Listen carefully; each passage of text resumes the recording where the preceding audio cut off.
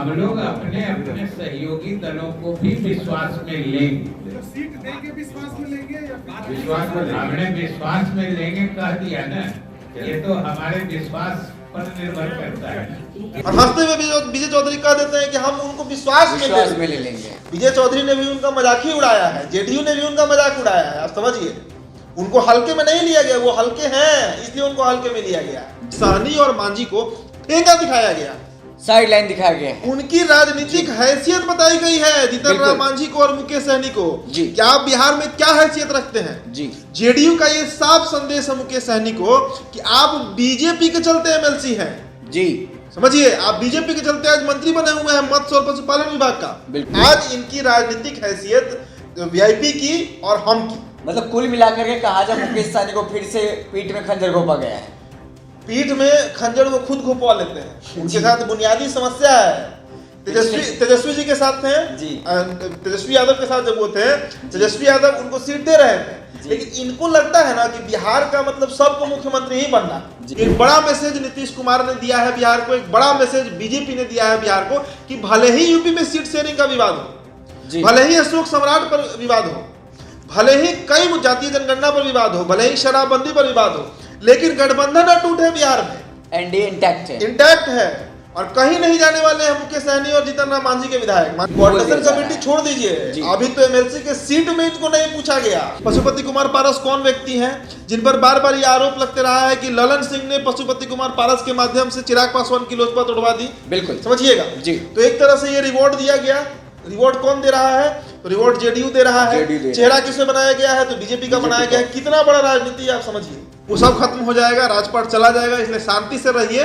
मंत्रालय है, मंत्री बने रहिए, नहीं तो मेरा कुछ नहीं जाता आपका घाटा। वो जो गाना है बिल्कुल वही लाइन। चलिए, नमस्कार, आदाब, सत श्री अकाल। मेरा नाम है विशाल। आपको बता दें कि एनडीए में 24 सीटों पर जो एमएलसी के चुनाव होने थे उनको लेकर के, सीट शेयरिंग को लेकर के मामला फंसा हुआ था। आज मामला क्लियर हो गया है। आज सीट शेयरिंग फॉर्मूला को तय कर लिया गया। आपको बता दें कि बिहार बीजेपी के प्रभारी भूपेंद्र यादव कल ही दिल्ली से पटना लौटे हैं और आज सुबह 11 बजे सीएम नीतीश कुमार के आवास पर जाकर के मुलाकात किए हैं और सारा कुछ तय हो गया है। और आज संयुक्त बैठक बुलाया गया था, प्रेस कॉन्फ्रेंस बुलाया गया था, माफ कीजिएगा, चाणक्य होटल में। और उसमें तमाम सारे मुद्दों को लेकर के प्रेस के सामने आए और भूपेंद्र यादव और विजय चौधरी जो कि जेडीयू की तरफ से मंत्री हैं और तमाम सारे बातें रखे हैं। उन्होंने साफ तौर पे कहा है कि हमने सीट शेयरिंग फॉर्मूला तय कर लिया है, हमको बताना है। तो उन्होंने तय किया है कि 13 बीजेपी, 13 में से 1 सीट आरएलजेपी को मिलेगा, यानी कि राष्ट्रीय लोक जनशक्ति पार्टी जो कि पशुपति पारसनाथ की पार्टी है, वहीं 11 सीट जेडीयू को मिला है। अब देखिए, सारा सीट शेयरिंग का तो फॉर्मूला तय हो गया है। मुकेश सहनी और जीतन राम मांझी पार्टी हमको कुछ नहीं मिला है। कहा गया है कि उन दोनों को विश्वास में लिया जाएगा। अब विश्वास में किस तरह से लिया जाएगा आने वाले दिनों में देखना होगा। लेकिन अब देखिए यहाँ से राजनीति कहाँ जा रही है, इन सब मुद्दों पर बात करेंगे। और हमारे साथ मौजूद हैं हमारे सहयोगी उदिप्त आर्यन। उदिप्त जी बताइए, सीट शेयरिंग तो हो गया है, अब ये मामला कहाँ जाएगा? इस तरह की राजनीति को कैसे देखते हैं आप, क्या होगा अब? देखिए, सिर्फ सीट शेयरिंग नहीं हुआ। जब वो प्रेस कॉन्फ्रेंस चल रहा था विशाल जी, तो मैं भी वहां पर मौजूद था, आप भी वहां पर मौजूद थे। मैंने और हम लोगों ने ये सवाल भी किया था और खासकर हमारा ये सवाल विजय चौधरी से था जी। जेडीयू की तरफ से हैं, जनता दल यूनाइटेड के बड़े नेता हैं, नीतीश कुमार के करीबी नेता हैं, बिहार में शिक्षा मंत्री हैं जी, और काफी विवाद में रहते हैं क्योंकि बिहार का शिक्षाएं विवाद में रहता है। अब देखिए, हमने उनसे यही सवाल किया कि भाई आप कैसे मनाइएगा मांझी जी और सहनी जी को? बिल्कुल, सहनी जी ने पहले ही ऐलान कर दिया कि बिहार के 24 विधान परिषद की सीटों पर अकेले चुनाव लड़ेंगे जी। आप सोचिए, देखिए, मैं कई दफा ये बात कहता हूं कि नीतीश कुमार की राजनीति को समझना किसी के बस में नहीं है बिहार में। बिल्कुल, ये हकीकत है। आप पिछले 2-3 महीनों से कहिए, ये 4 महीना आप ले लीजिए जी, तब से आप देखिए कि कितना प्रेशर बनाया गया है, चाहे वो मुकेश सहनी हो या फिर जीतन राम मांझी हो। जीतन राम मांझी का कितना अटपटांग बयान आता है, बार बार ये बात वो लोग कहते हैं गठबंधन तोड़ देंगे, गठबंधन तोड़ देंगे। बिल्कुल, बीजेपी इस पर लगातार प्रतिक्रिया देती है जी, लेकिन जेडीयू की तरफ से कोई प्रवक्ता भी इस पर बोलने को तैयार नहीं था। सीएम की तो बात छोड़ दीजिए, मंत्रियों की, विधायकों की बात छोड़िए, प्रवक्ता भी इस पर बोलने को तैयार नहीं था। मतलब अंदर ही अंदर। और देखिए, सबसे हास्यास्पद क्या है कि खरमास के बाद सरकार गिर जाएगा बिहार में, चल रहा था ना, बयान पूरा चल रहा था सभी लोग कह रहे थे, राजद में तो जगदानंद सिंह ने बजाबता ऐलान कर दिया कि हम ग्रीन कारपेट बिछाए हैं, नीतीश जी आ जाइए हमारे साथ। बिल्कुल। लेकिन नीतीश कुमार इस बात को लेकर दृढ़ है कि किसी भी स्थिति में बिहार में बीजेपी और जेडीयू अलायंस जो है वो टूटेगी नहीं। बिल्कुल।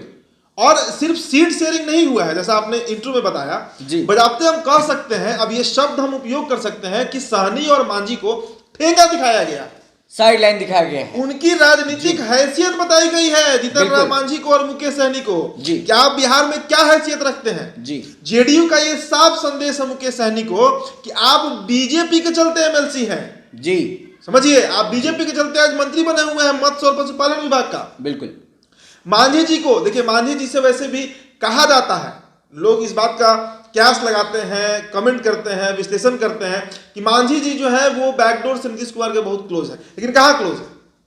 हो सकता है, देखिए इसके पीछे एक और कारण है जो समझ में आ रहा है कि आज बीजेपी के 13 एमएलसी थे बिहार में जी।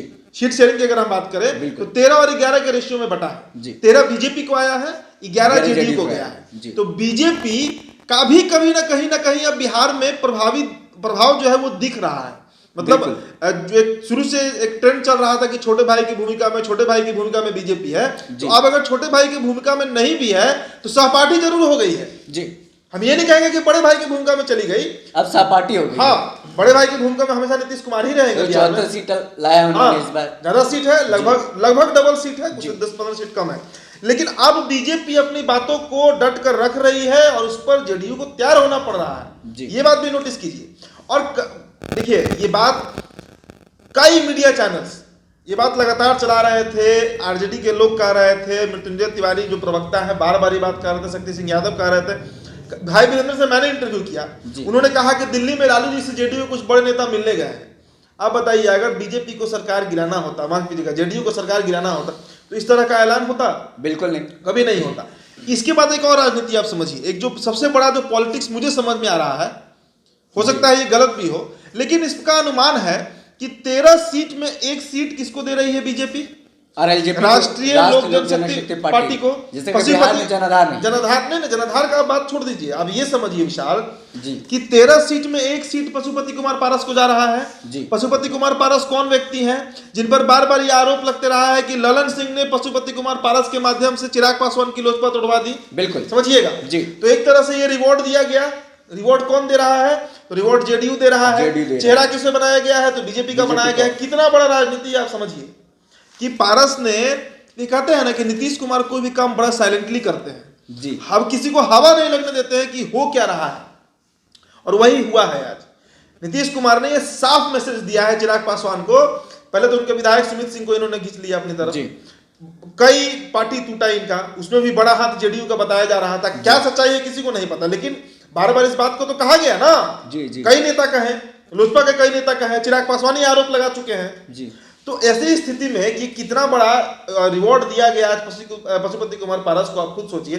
एक एमएलसी तो उनका बिहार में बनेगा जी, पक्की बात है कि वो जीतेगा और बनेगा। तो बीजेपी के समर्थन बीजेपी का है तो बनना ही है भाई जी। धन बल से होता है ये चुनाव, धन बल के मामले में बीजेपी के सामने कोई पार्टी नहीं। मान लीजिए कॉर्पोरेट की पार्टी कहीं जाती है भी, और वैसे भी ये ट्रेंड रहा है भारत में कि जो भी सत्तारूढ़ दल होता है, कांग्रेस का जब जमाना था तो कांग्रेस उसमें सबसे मजबूत थी धन बल से, आज कमजोर पड़ गई है। तो ऐसी स्थिति में पारस जी को ये दिया गया है, रिवॉर्ड दिया गया है। चलिए आप थोड़ा सा आपको हम उन सीटों का जिक्र कर बता देते हैं कि कौन कौन सी सीट बीजेपी को गई है और कौन कौन सी सीट जेडीयू को गई है। बीजेपी जिन 13 सीटों पर लड़ेगी उनमें रोहतास है, औरंगाबाद, सारण, सिवान, दरभंगा, पूर्वी चंपारण, किशनगंज, कटिहार, सहरसा, गोपालगंज, बेगूसराय और वैशाली है जी। जिसमें वैशाली सीट जो है, हाजीपुर के आगे पड़ता है वैशाली सीट, हाजीपुर के क्षेत्र में आएगा, वो सीट पशुपति कुमार पारस को दिया जा रहा है। अब हम बात कर लेते हैं 11 सीट जो जेडीयू लड़ रही है। पटना, भोजपुर, गया, नालंदा, मुजफ्फरपुर, पश्चिमी चंपारण, सीतामढ़ी, भागलपुर, मुंगेर, नवादा और मधुबनी।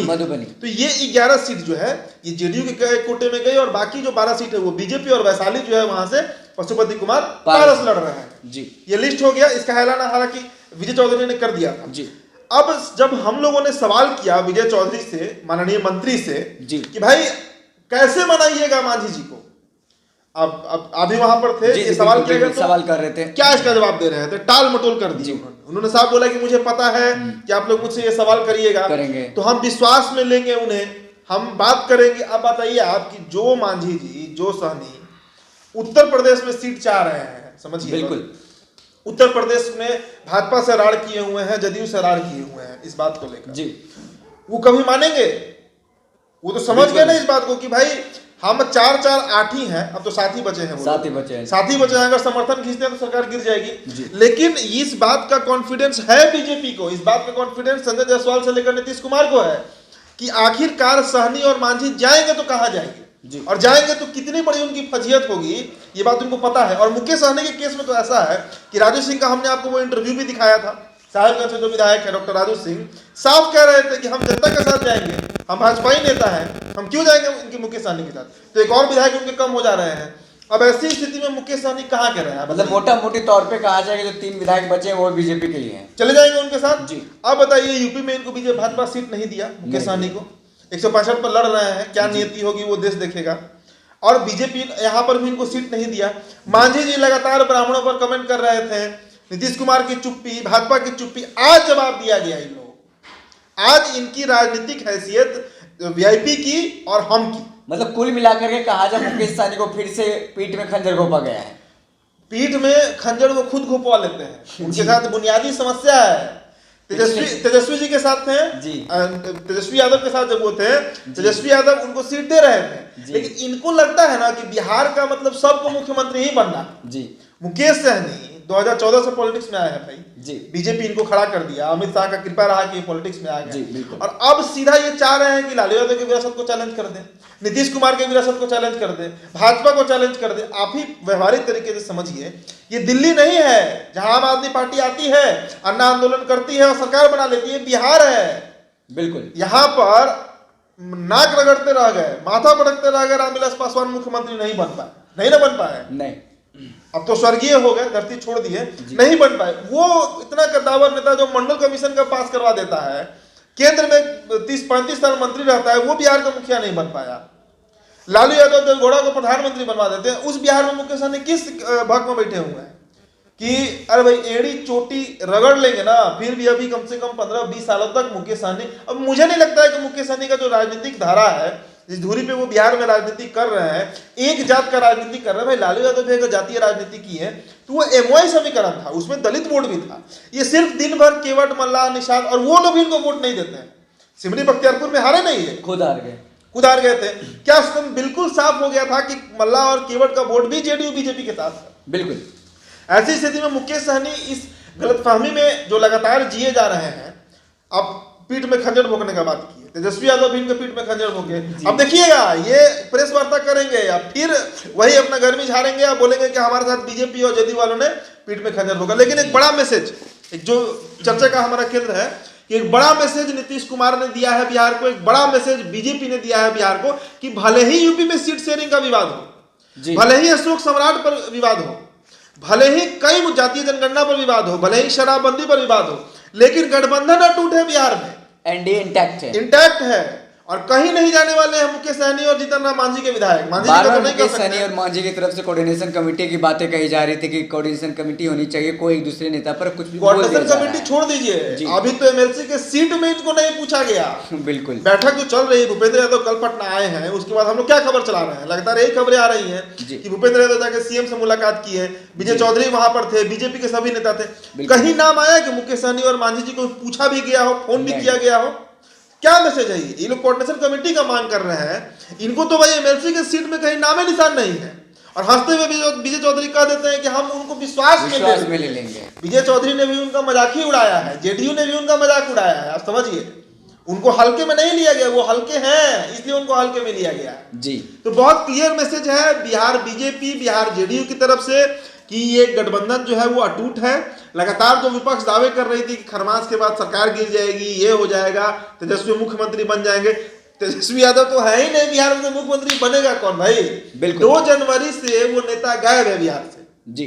इतना बड़ा बड़ा प्रकरण हो गया, आरआरबी एनटीपीसी हो गया, कोविड आके चला गया, सब कर्म हो गया बिहार में, लेकिन तेजस्वी यादव नहीं थे। तो अब राजद नेताओं को भी ये सोचना पड़ेगा कि उनके दावों का क्या, तेजस्वी यादव का क्या उनका मुखिया नहीं है बिहार में। जी। और उससे भी बड़ा मुकेश सहनी और जीतन राम मांझी के लिए ये गहन चिंतन का विषय है कि आखिरकार आपकी राजनीतिक जमीन बिहार में कितनी मजबूत है। ये तो साफ दिख गया कि आपके गठबंधन के लोग आपको ठेंगा दिखा दे रहे हैं, और सिर्फ ठेंगा नहीं दिखा रहे हैं, मजाकिया अंदाज में शिक्षा मंत्री बोलते हैं कि हम उनको विश्वास में ले लेंगे, हंस भी रहे हैं। भूपेंद्र यादव साफ तौर पे जब हमने सवाल किया कि क्या होगा, मुकेश सहनी जो बोल रहे थे कि 24 सीटों पर चुनाव लड़ेंगे, तो बोला कि हम विश्वास में लेंगे, विश्वास में लेंगे, बस विश्वास में लेंगे। विश्वास में नहीं, दरअसल इनको पता है कि वो कहीं जाने वाले नहीं है। अब इस बार अगर गए तो बिहार में उनका कोई गति नहीं बचा हुआ है। एमएलसी का खत्म हो जाएगा, जो मंत्रालय है वो भी चला जाएगा।